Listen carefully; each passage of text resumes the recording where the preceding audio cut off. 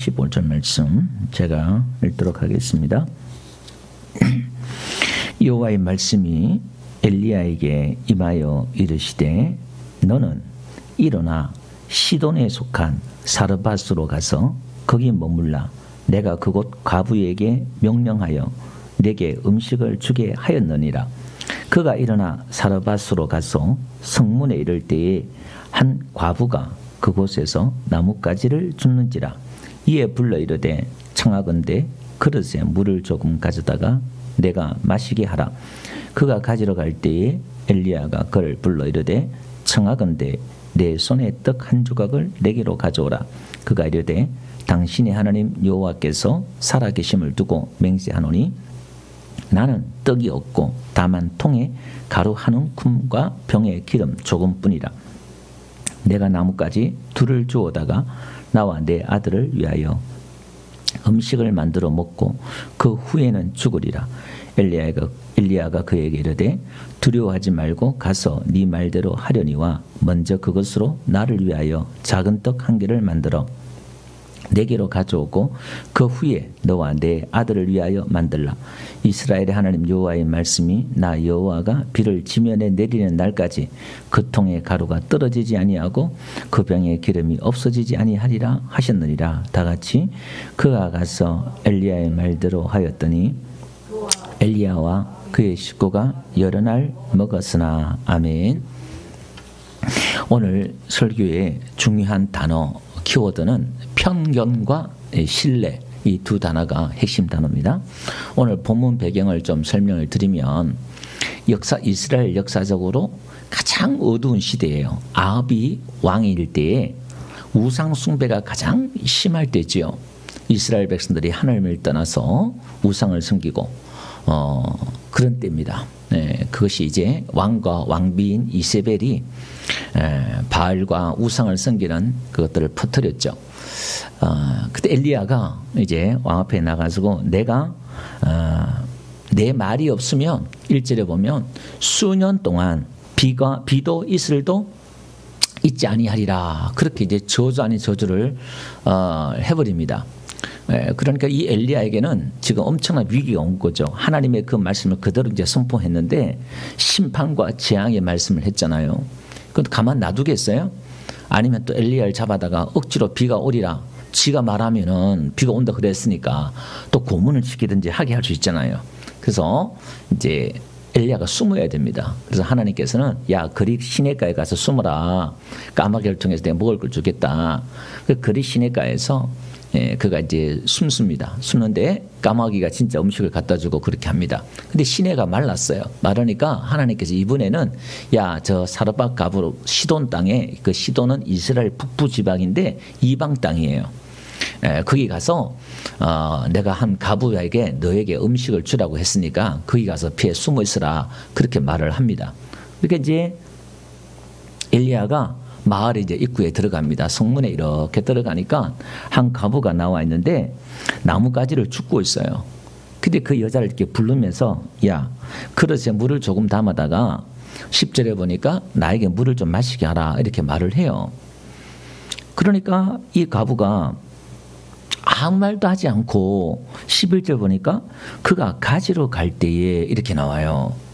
여러분 지금 온 나라에 기근이 있고 가뭄이 들고 그때에 특히 이스라엘 나라에는 강수량이 없는 데다가 여러분 물 하나 더 귀한 물이 얼마나 귀합니까? 뭐 기름보다 더 귀할 수 있죠. 근데 선뜻 이 과부가 냉수를 가지러 물을 가지러 가요. 그러면 이게 성문이니까 자기 집이든 어떤 뭐 어디 또 그 옆에 있는 건 아니니까 또 어디 구하러 간 거예요. 아무 말도 하지 않는 거예요. 그런데 그 물을 가지러 갈 때에 엘리야가 불러요. 이번에는 하나 더 주문을 합니다. 물도 또 오기 전에 가고 있는데 또 불러요. 아 이리 와보라고. 내 손에 떡 한 조각을 가져가지고 나로 좀 가져와라. 이렇게 말을 해요.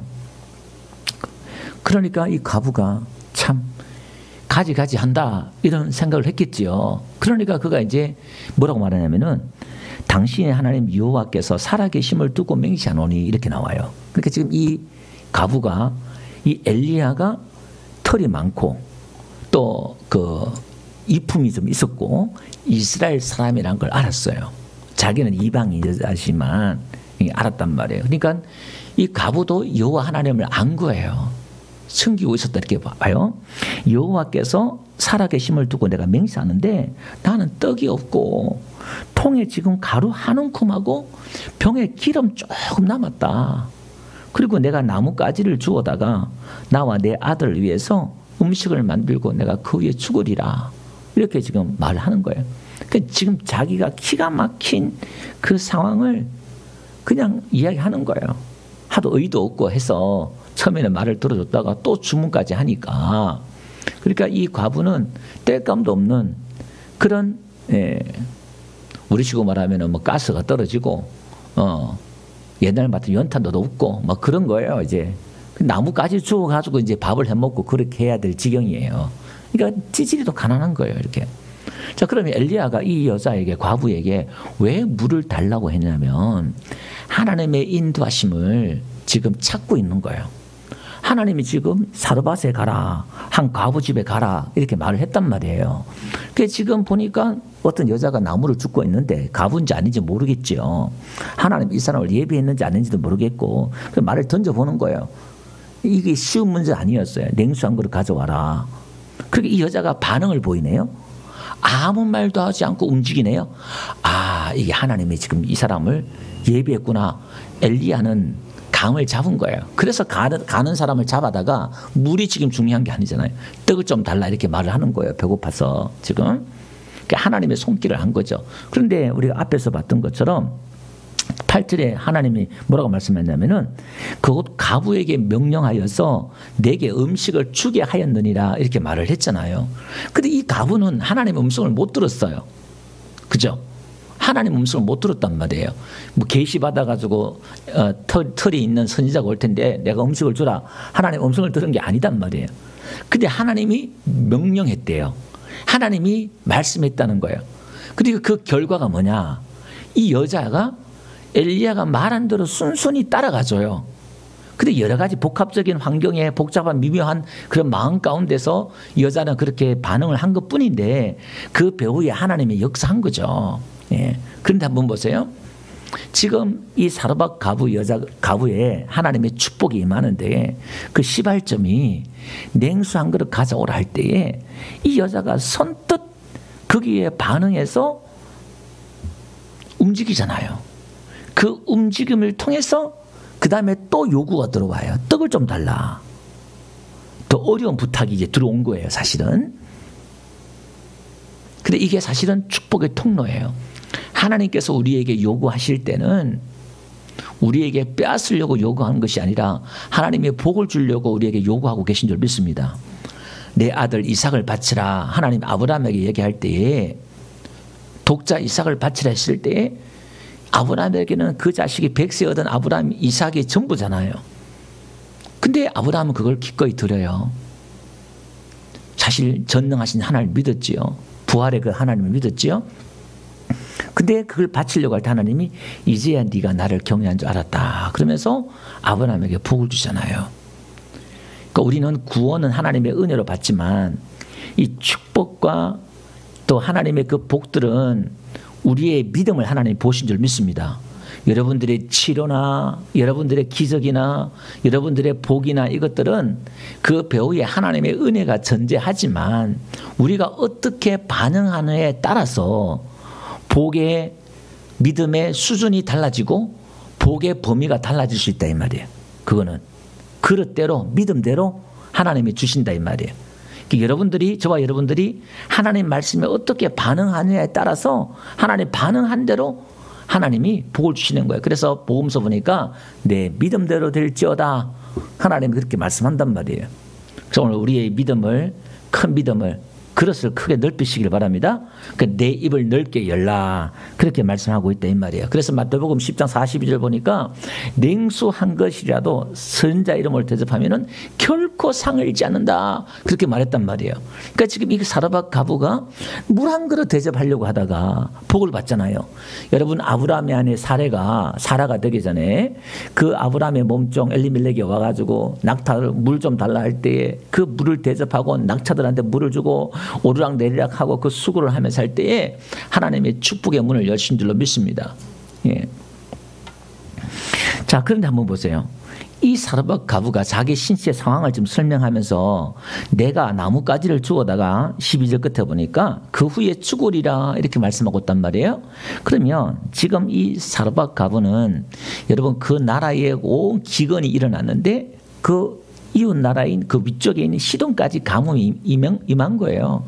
나라가 기근이 임하고 가뭄이 임하면은 제일 먼저 고통받는 사람이 가난한 사람이 고통받는 거예요. 부자는 망해도 뭐 3년 먹을 게 있다 그러잖아요. 그러니까 이 과부가 가장 큰 고통을 지금 받고 있는데 여러분 가루통에 밀가루가 떨어질 때에 이 과부의 생명도 끊어지고 있었어요. 꺼져가는 등불처럼. 그러니까 이 지금 과부는 두려워가지고 이제 드디어 오늘이 마지막이구나. 이제 이 가루와 기름이 이제 마지막이니까 이제 오늘이 이거 먹고 우리 자식과 내가 죽는 날이구나. 이렇게 생각한 거예요. 어딜 가나 도움 얻을 데도 없고 먹을 데 없으니까 이제 끝난 거예요. 뭐 일거리 있는 것도 아니고 먹을 거리 있는 것도 아니고 그 고대에 이제 내가 죽게 되었구나 그렇게 생각한 거예요. 그래서 엘리야가 뭐라고 말하냐면은 13절 보니까 두려워하지 말고 가서 네 말대로 하긴 하는데 먼저 그것으로 나를 위하여 작은 떡 한 개를 만들어 내게로 가져오고 그 후에 너와 내 아들을 위하여 만들라 이렇게 말하고 있단 말이에요. 그러니까 지금 이 과부가 상당히 두려워하면서 이제 끝났구나. 내 생명이 꺼져가구나. 그렇게 생각하면서 뭐 세상에 대한 미련이나 그게 있겠어요. 그러니까 지나가는 나그네가 물 좀 달라 그러니까 이제 그냥 그 소원 못 들어주겠어요. 자기도 이제 인생 정리하려고 하는데 그냥 뭐 체념 아닌 체념 속에서 이 과부가 지금 반응을 하고 있는 거예요. 그 이제 자기 한 움큼 남은 그 밀가루 떡을 좀 달라고 그러니까 기가 막혀서 또 했을 수도 있겠지요. 이 상황이. 근데 지금 근데 먼저 나에게 주고 너와 내 아들을 위해서 만들라. 그러면서 하나님의 말씀을 가르쳐줘요. 14절 보니까 여호와 하나님이 이렇게 비가 지면에 내린 날까지 네 통에 가루가 떨어지지 아니하고 그 병에 기름이 떨어지지 아니한다 하셨다. 그렇게 말을 하는 거예요. 그러니까 지금 엘리야에게 지식의 말씀의 은사가 임한 거예요. 그 순간에 엘리야에게 하나님이 음성을 주신 거예요. 그러니까 이 사르밧 과부가 그 말을 신뢰하고 믿고 그냥 가요. 가면서 가서 엘리야의 말대로 하였더니 15절에 그렇게 나오죠. 그래서 했던 결과가 뭐냐면 그와 엘리야와 그의 식구가 여러 날 먹었으나 여호와께서 엘리야를 통하여 하신 말씀같이 통에 가루가 떨어지지 아니하고 병에 기름이 없어지지 아니하니라 이렇게 나와요. 가루와 기름이 떨어지지 않고 놀라운 기적이 일어난 거예요.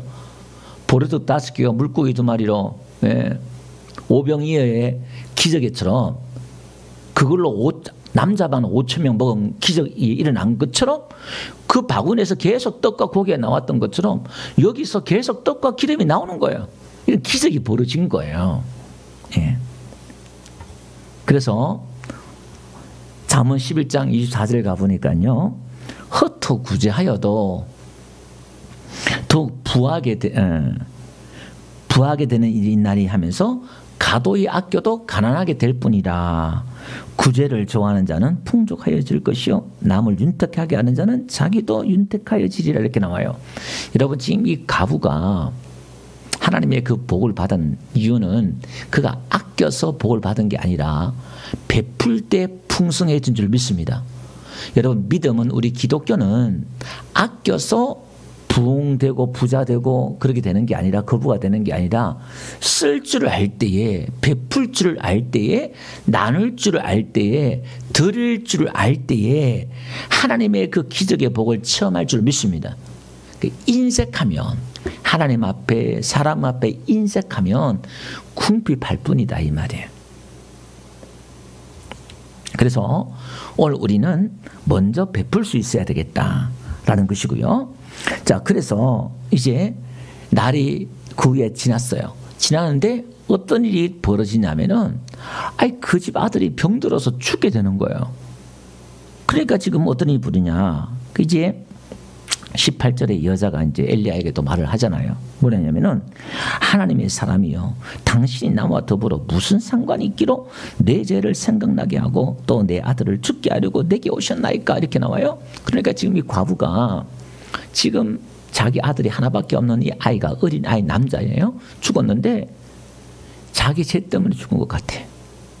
우리가 어려움을 당하며 문제를 당하면 전부 다 내 죄 때문에 그렇다, 이런 그런 생각들을 다 해요. 그 믿음 있는 사람이나 없는 사람이나 다 동일해요. 똑같이. 그리고 또 한 말이 뭐냐면은, 엘리야가 지금 하나님의 축복의 통로가 되어서 하나님의 사람으로 이 가정에 왔잖아요. 근데 이 엘리야가 자기를, 아들을 죽이려고 왔다는 거예요. 왜 내 아들을 죽이려고 내 집에 왔느냐 이 말이에요. 여러분, 주의 종이 참 힘들 때가 뭐냐면, 하나님이 목회하면서 참 좋은 게 뭐냐면, 목회하고 선포하고 목회하는 가운데서 여러분들이 다 잘 되면 얼마나 좋겠어요. 근데 목회하고 설교하고 이렇게 하는데 뭐가 안 되고 자꾸 어려움이 오고 막 그런단 말이에요. 그럼 이게 이제 1차원적인 신앙이에요. 믿음이 가장 유치원적인 신앙이에요. 그럼 이제 이게 목사님이 뭐 문제가 있구나, 이 선지자가 뭐 문제가 있구나, 이렇게 생각한단 말이에요. 아니, 하나님 기도하고 하나님 믿는데 왜 자꾸 교회에 어려움이 오고 성도 가정에 문제가 있고 나에게, 우리에게 문제가 있느냐, 이렇게 생각할 수 있다 이 말이에요. 예. 제가 지금 보니까 특히 도시보다 시골이 더 심한 것 같아요.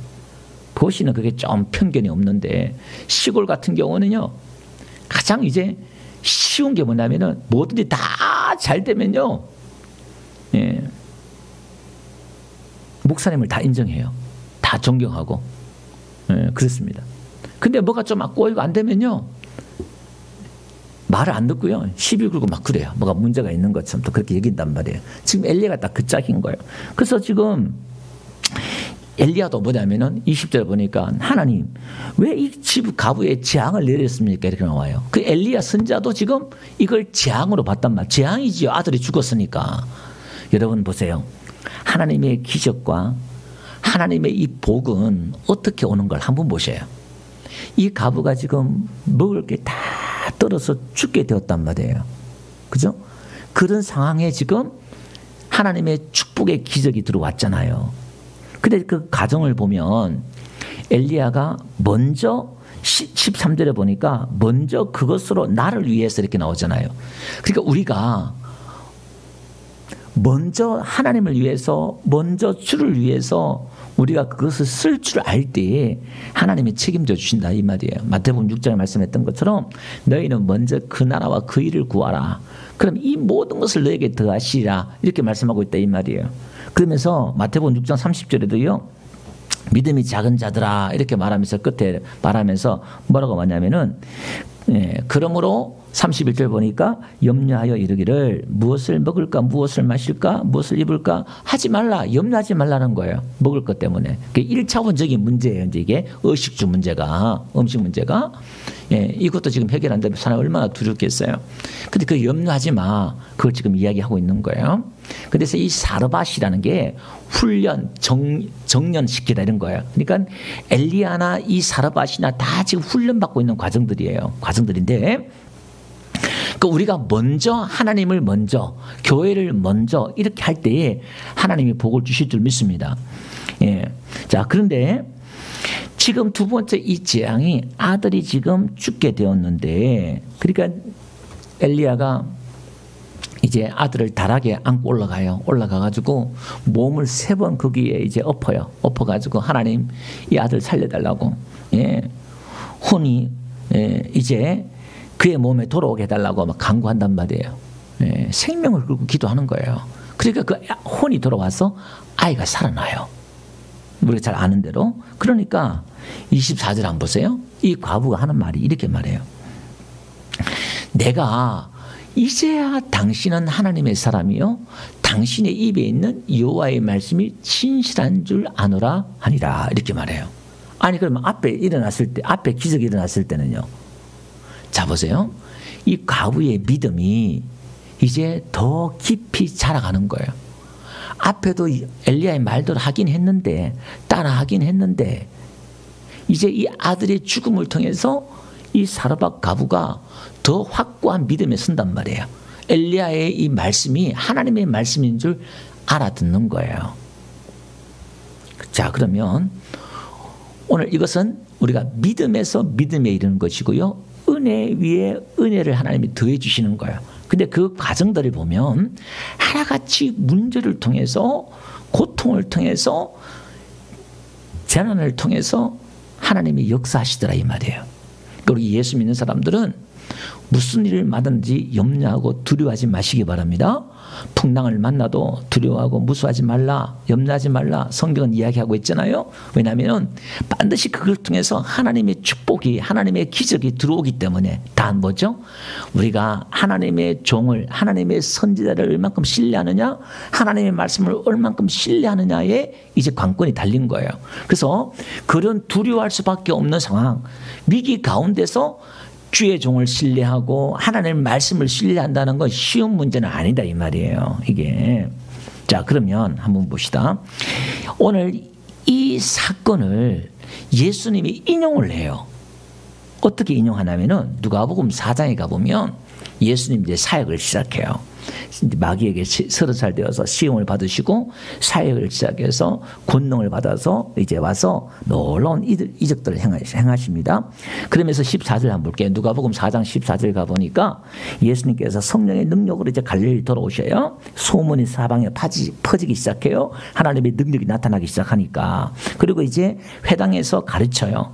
예, 그러니까 하나님의 그 말씀 회당에는 성경에 있으면 이제 회당장에 있으면 누구나 이렇게 말씀을 가르칠 수 있어요. 회당장에 지적하면은 그 말씀을 가르치는데 사람들이 칭송했다는 말이에요. 너무나 하나님 말씀을 잘 가르치니까. 그래서 16절 예수께서 그 자라나신 곳에 곧 나사렛 이르사 안식일에 늘 하신 대로 회당에 들어가서 성경을 읽으려고 서심해 선지자 이사야 글을 드리거늘 책을 펴서 이렇게 기록된 데를 찾으시니 곧 주의 성령이 내게 임하셨으니 이는 가난한 자에게 복음을 전하게 하시려고 내게 기름을 부으시고 나를 보내사 포로된 자에게 자유를 눈먼 자에게 다시 보게 함을 전파하여 눌린 자를 자유롭게 하고 주의 은혜의 해를 전파하게 하려 하심이라 하였더라. 책을 덮어 그 맡은 자에게 주시고 앉으시니 회당에 있는 자들이 다 주목하여 보더라. 이에 예수께서 그에게 말씀하시되 이 글이 오늘 너희 귀에 응하였느니라 하시니. 자 앞에 한번 보세요. 18절부터 주의 성령이 메시아에게 지금 한 예언된 말씀이잖아요. 700년 전에 예수님 오기 700년 전에 예언한 말씀인데 지금 가난한 자에게 복음이 전파된대요. 그리고 포로된 자에게 자유를 눈먼 자에게 다시 보게 하면 영적인 걸 지금 말하고 있잖아요. 눌린 자에게 자유함을 주고 19절 보니까 주의 은혜의 해를 전파하게 하라면 이렇게 나와요. 주의 은혜의 해가 신년이죠. 7년을 7번 하면 49년이고 그 다음에 50년째가 안식년하고 똑같아요. 그걸 희년인데 50년째가 되면 모든 걸 다 해방시켜줘야 돼요. 노예도 해방, 땅도 다 원래 주인이 다 돌려주고 이 희년은 해방의 해예요. 해방해. 근데 예수님이 지금 이 땅에 오신 게 지금 은혜의 이 복음의 이 시대를 지금 희년이 지금 너에게 이루어진 거야. 신년을 선포한 거예요. 복음을 선포한 거예요. 모든 걸 지금 다 회복이 되고 자유함 얻고 되는 거야. 이걸 지금 적용을 시킨다 이 말이에요. 그러니까 이제 그들이 22절 한번 보세요. 다 그를 증언하고 그 입으로 나오는 바 은혜로운 말씀을 놀랍게 여기되 이 사람이 요셉의 아들이 아니냐 이렇게 나와요. 그러니까 너무너무 은혜스럽고 또 능력이 나타나고 그런데 한 가지 문제가 있는 게 뭐냐면은 이 요셉의 아들이 아니냐. 예수님 자기 고향에서 이제 마을이에요.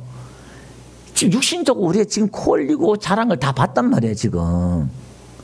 지금 그가 메시아라고 그러니까 이 사람들에게는 지금 메시아를 받아들이기가 힘든 게 뭐냐면 편견이 있다 이 말이에요.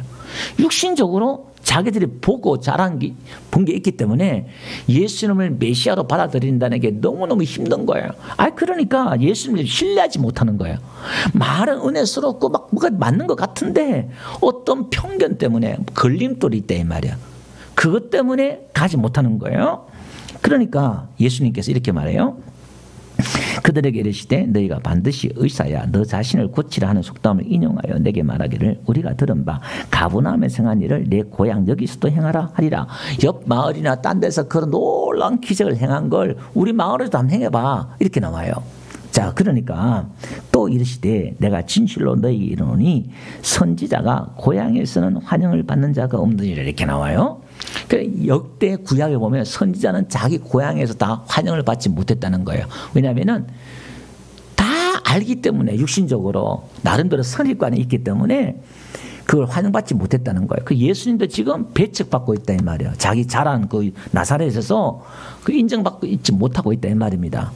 그리고 이제 이들이 그러면 딴 동네 그런 기적을 일으키는데 지금 이렇게 봐 기적을 많이 일으키는 걸 해봐. 이렇게 요구하고 있다 이 말이에요. 그러니까 이때 지금 이 상황에서 오늘 이 사르밧 가부의 말을 인용해요. 예수님께서 25절 내가 참으로 너에게 이르노니 엘리야 시대에 하늘이 3년 6개월 동안 닫히어 온 땅에 큰 흉년이 들었을 때에 이스라엘에 많은 가부가 있었을 때 엘리야가 그 중 한 사람에게도 보냄을 받지 않고 오직 시돈 땅에 있는 사렙다의 한 가부에게 뿐이었으며 이렇게 나와요.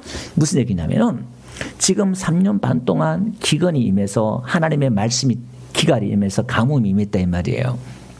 그러니까 하나님의 그 말씀이 노아 홍수 때 비둘기가 나갔는데 내릴 데가 없어서 다시 돌아왔잖아요. 그러니까 예수님의 이 3년 반 동안 하나님의 이 복음을 은혜의 말씀을 받는 사람이 없어요. 그러니까 하나님의 그 말씀을 받을 사람이 없어서 여러분 지금 이 엘리야 시대 때 이스라엘 땅에도 가부가 너무 많았다는 거예요. 그런데 왜 이방 땅에 있는 이 사르밧 가부가 은혜를 받았냐 이 말이에요. 지금 예수님이 그걸 이야기하는 거예요. 이들이 지금 그들의 교만과 아집과 편견 때문에 예수님의 그 은혜를 받지 못하니까 그 은혜가 이방 땅에 가는 거예요. 사르밧 가부. 이 사르밧 가부는 엘리야가 왔을 때 아무런 편견도 없이 그냥 그걸 그대로 받아들였단 말이에요. 그 엘리야를 신뢰하고 그것을 그대로 믿었더니 그 가정에 놀라운 기적이 일어난 거예요. 그럼 너희들은 지금 나를 그렇게 신뢰하지 못한다 이 말이에요. 이게 인용을. 자, 그러면 우리가 하나님의 그 기적과 이적들을 경험하려고 그러면 여러분 하나님의 보내신 종들을 신뢰할 수 있어야 돼요. 하나님의 그 종을 신뢰할 때에 여러분들의 목사가 믿음이 있어서 치료받는 것도 있지만 여러분들이 믿음이 있으면 여러분들의 믿음 때문에 저를 통해서 하나님의 역사가 나타날 줄 믿습니다. 무슨 얘기냐면 이겁니다. 마태복음 9장에 가보니까 한 관리가 와가지고 예수님께 절하면서 내 딸이 방금 죽어서오니 오셔서 그의 몸에 손을 얹어서 주소서 그러면 살아나겠습니다. 그렇게 말한 거예요. 이 지금 관리에게는 믿음이 있는 거예요. 예수님께서는 너무나 놀라운 기적을 행하니까 이분이 와서 손만 얹으면 내 딸이 살겠다는 믿음이 있는 거예요. 그러니까 그걸 가요. 따라가니까 제자들도 따라가고 예수님이 간단 말이에요. 그 가중에 우리가 잘 아는 대로 12회 동안 이제 혈루증 앓는 여인이 예수님 뒤로 와요. 근데 이 혈루증 여인은 예수님의 그 돛가를 만져도 자기가 구원을 받겠다. 이 말은 치료함 받겠다라는 믿음이 생긴 거예요. 그래서 몰래 와가지고 이제 그 만졌단 말이에요. 그러니까 예수님께서 22절을 보면서 따라 안심하라 이렇게 말하면서 내 믿음이 너를 구원하였다 이렇게 말해요. 그러니까 이 지금 자기의 믿음대로 되는 거예요.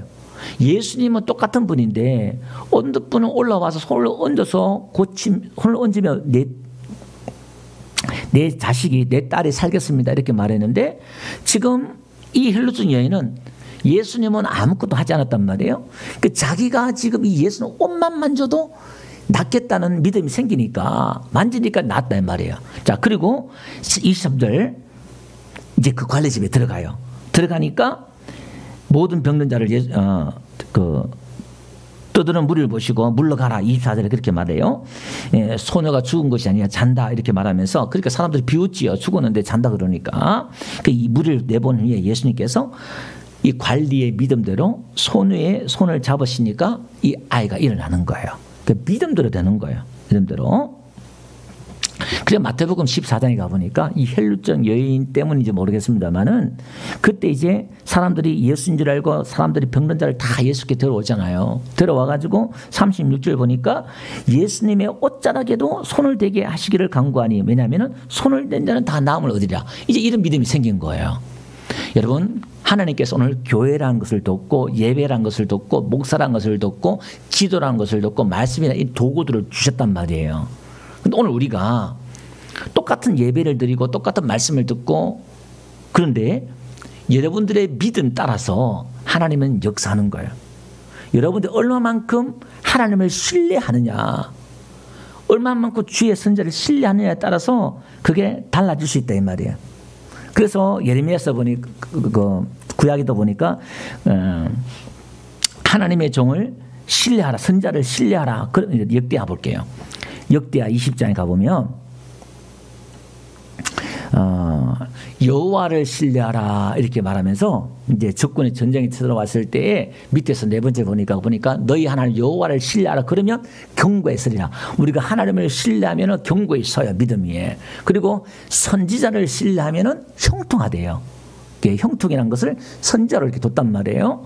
여러분, 하나님이 세우신 종들을, 선지자들, 일꾼들을 신뢰할 때, 믿을 때 믿음대로 역사가 일어나는 거예요. 제가 그랬잖아요. 우리 교회 처음에 왔을 때 한 몇 년 동안 참 많이 힘들었던 게, 안에 단기 선교든 어디든 제가 나가면은 기도한들이 막 역사가 나타나요. 집회를 하고 이렇게 하면은, 예, 외국 가서 이렇게 하면은 그 비행기를 타고 제가 한 몇 번 그때도 얘기한 적이 있는데, 비행기를 타고 오면 제가 막 속상해서 하나님의 투정 아닌 투정을 부린 적이 있어요. 왜 우리 교회는 그런 역사가 안 일어나냐 이 말이. 그러니까 그 당시에 보니까 서로의 생각이 좀 다르고, 제가 또 목회 초년병이다 보니까 이런저런 또 단점과 헛점이 볼 수 있단 말이에요. 그러니까 이게 그런 편견들이 있다 보니까 제가 참 예수님처럼 흠이 없고 완벽했으면, 제 부족한 거죠. 제가 부족한 것 때문에. 그런데 그러면 다 신뢰하고 믿었겠지요. 근데 그런 것들이 있기 때문에 기도해 준다고 그래도 기도 안 받아요. 네. 그런 거예요. 아니, 목사가 기도하다가 또 감동이 오면은 새벽이고 어디고 안수 기도도 할 수 있고 뭐 해주고 축복 기도 해주고 쉽잖아요. 아니, 도시 같으면 그거 한번 안수 기도 받고 싶어서 줄을 서는데, 예, 못 받아가지고 또 너무 많이 하면 또 안 되겠지만 이게 또 그러는 거예요. 아니, 목사님 안수하지 마세요. 네, 성경에 안수를 하지 말라 그러니까. 왜냐하면 성경 그 초대교회 안수를 너무 자주 하니까 그렇게 하지 말라 그랬거든요, 이게. 네. 또 오늘 기도원에 가면은 또 그래요. 아무데나 또 목사님들 그렇게 얘기하잖아요. 아무데 가서 머리 뒤밀지 말라고, 영이 잘못된다고 또 막 그래요. 성도들을 단속시키려고 그런 거예요, 사실은. 아니, 근데 단임 목사한테 그렇게 신뢰를 못하면 어떻게 하겠단 말이에요. 그 역사가 안 나타나는 거예요, 그냥. 네. 그러니까 우리가 이 교회 안에서 하나님의 그 기적이나 여러분의 삶이 형통하려고 그러면, 여러분, 우리가 믿음을 가지고, 하나님의 믿음을 가지고 우리 안에 어떤 그런 편견들을 그 믿음으로 극복해야 돼요. 우리 교회들 왜 단점이 없고 문제가 없고 힘든 게 없겠어요? 저도 마찬가지입니다. 왜 단점이 없고 힘든 게 없겠어요? 다 사람마다, 목사님마다, 교회마다 다 있겠지요. 근데 그 믿음을 극복해서 그 배후에 또 하나님이 계신 것을 바라보면서 하나님이 역사하신 것을 바라보고 신뢰할 때에 여러분의 삶이 형통한 역사가, 예, 가루가 다 떨어지고 기름이 떨어지는 가운데 하나님이 놀라운 기적의 역사가, 메마르지 않는 기적의 역사가, 풍성한 역사가 일어날 줄로 믿습니다.